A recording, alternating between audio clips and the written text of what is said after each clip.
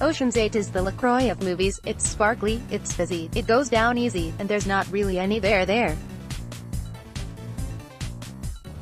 It's not totally dumb, but nor is it particularly clever. It's nice enough to look at, thanks to all its glamorous stars and their glitzy costumes, but not especially stylish, but just as flavored water can really hit the spot on a hot summer day, so can Ocean's 8. It's fun enough to serve as an excuse to chill with some friends, or while away an afternoon in movie theater air conditioning, and for all its shortcomings, it does deliver in some key areas. Here are 5 reasons to check it out. 5. The girl power message. I guess Ocean's 8 is for all the little girls out there who want to be jewel thieves when they grow up, or something. Image, Warner Brothers. The basic premise of Ocean's 8 is that it's Ocean's 11, only with 8 women instead of 11 men, and with the Met Gala instead of Las Vegas. In this era of shared universes, of course there's a narrative link to the earlier films. The ringleader in 8 is Sandra Bullock's Debbie Ocean, sister of George Clooney's character from the Steven Soderbergh movies.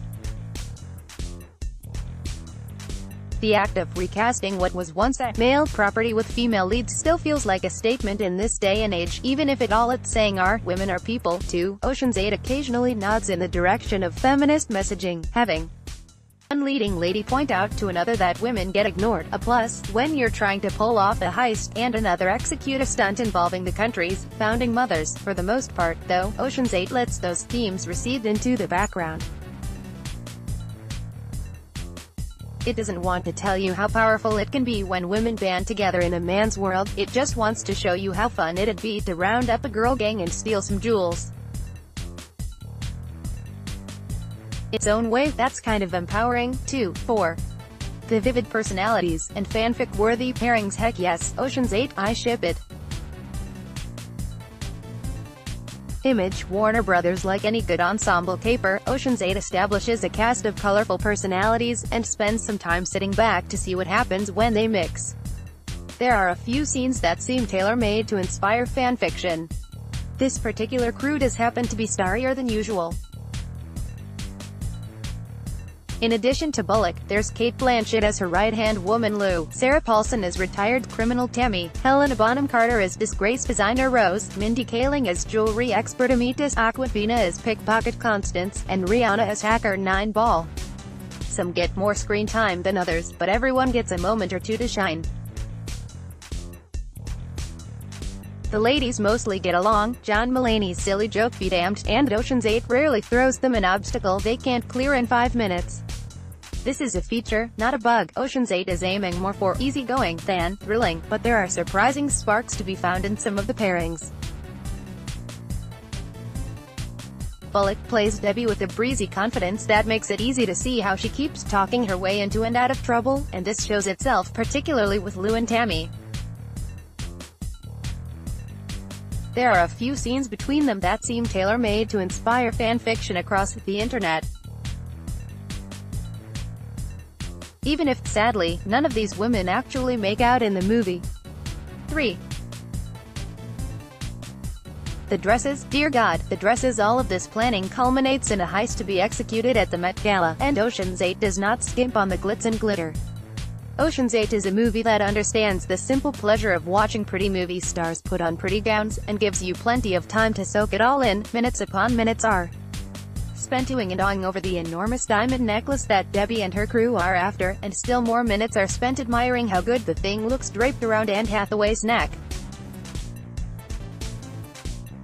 Admittedly, the fashions on display at the Ocean's version of the Met Gala are less extravagantly weird than the ones that tend to get all the attention at the real Met Gala.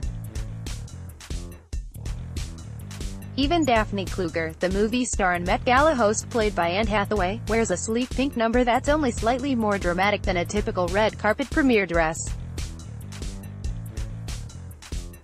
On the other hand, Ocean's 8 is probably the closest most of us will ever get to attending the actual Met Gala, to climbing those stairs surrounded by photographers, to say nothing of being invited to dine and drink in the museum with the city's rich and famous.